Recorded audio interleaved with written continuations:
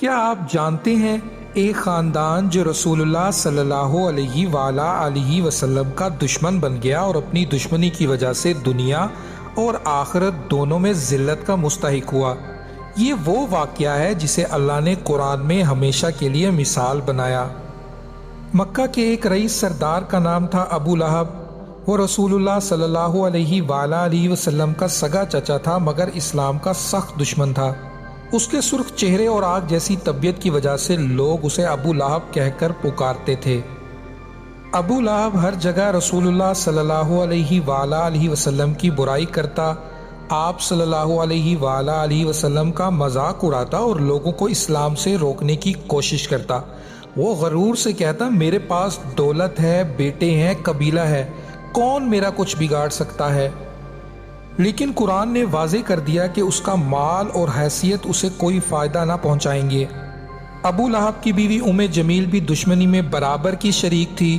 وہ رات کو کانٹے اور جھاڑیاں جمع کر کے نبی صلی اللہ علیہ وآلہ وسلم کے دروازے پر پھینکتی اور دن کے وقت چپکے سے راستے میں کانٹے بچھا دیتی تاکہ نبی صلی اللہ علیہ وآلہ وسلم کے قدم زخمی ہو جائیں۔ وہ طنزیہ شاعری کے ذریعے نبی صلی اللہ علیہ وآلہ وسلم کو ستاتی اور مکہ کی عورتوں کو اسلام کے خلاف بھڑکاتی۔ دنیا میں جیسے وہ نبی صلی اللہ علیہ وآلہ وسلم کے لیے مشکلات پیدا کرتی تھی، ویسے ہی آخرت میں ان کا انجام سخت ہوگا۔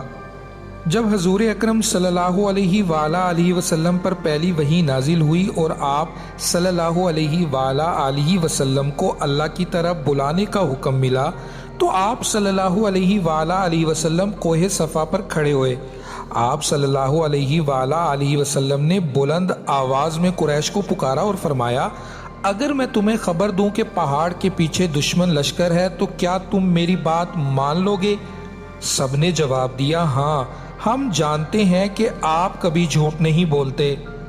آپ صلی اللہ علیہ وآلہ وسلم نے فرمایا، پھر جان لو کہ میں تمہیں اللہ کے عذاب سے ڈراتا ہوں، اس کی طرف بلاتا ہوں۔ ابو لہب نے غصے سے کہا، کیا تم ہمیں اس بات کے لیے بلا رہے ہو؟ تبا لک یا محمد، نعوذ باللہ، ہلاکت ہو تجھے۔ اسی وقت اللہ تعالیٰ نے سورہ لہب نازل فرمائی، تبت یدا ابی لہب وتب ما اغنى عنه ماله وما كسب سيصلى نارا ذات لهب وامرأته حمالة الحطب في جيدها حبل من مسد۔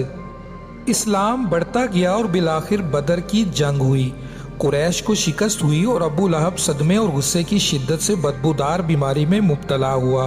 چند دنوں کے اندر وہ وفات پا گیا۔ اصل ذلت اس کی موت کے بعد سامنے آئی۔ 3 دن تک اس کی لاش گھر میں پڑی رہی کیونکہ قریبی رشتہ دار بھی ہاتھ لگانے سے ڈرتے تھے۔ آخرکار مزدوروں کو پیسے دے کر لاش کو گڑھے میں ڈال کر مٹی سے ڈھانپ دیا گیا۔ نہ کفن، نہ جنازہ، نہ عزت۔ جمیل کی موت بھی بڑے دردناک انداز میں ہوئی۔ دن کے وقت جمیل نبی صلی اللہ علیہ وآلہ وسلم کو نعوذ باللہ گالیاں دیتے ہوئے نکلی، ایک کانٹے دار لکڑی اٹھائے ہوئے تاکہ نبی صلی اللہ علیہ وآلہ وسلم کے راستے میں رکاوٹ ڈالے۔ راستے میں اچانک وہ ٹھوکر کھا کر گر پڑی اور لکڑی اس کے جسم میں پیوست ہو گئی۔ شدید زخمی ہو کر چند لمحوں میں انتقال کر گئی۔ قرآن کے الفاظ ان کے انجام کی تصویر کھینچتے ہیں۔ جہنم میں وہ ایندھن ڈھونڈنے والی ہوگی اور اس کے گلے میں رسی ہوگی جس سے اسے گھسیٹا جائے گا۔ یاد رکھیں، دنیا کی دولت، قبیلہ یا طاقت کسی کے کام نہیں آتی۔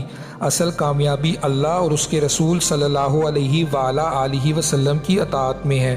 جو شخص نبی صلی اللہ علیہ وآلہ وسلم اور دین حق کے راستے میں رکاوٹ ڈالے، اس کا انجام ہمیشہ ذلت، بربادی اور عذاب ہوگا۔ یہ وہ واقعہ ہے جسے اللہ نے قرآن میں ہمیشہ کے لیے مثال بنایا۔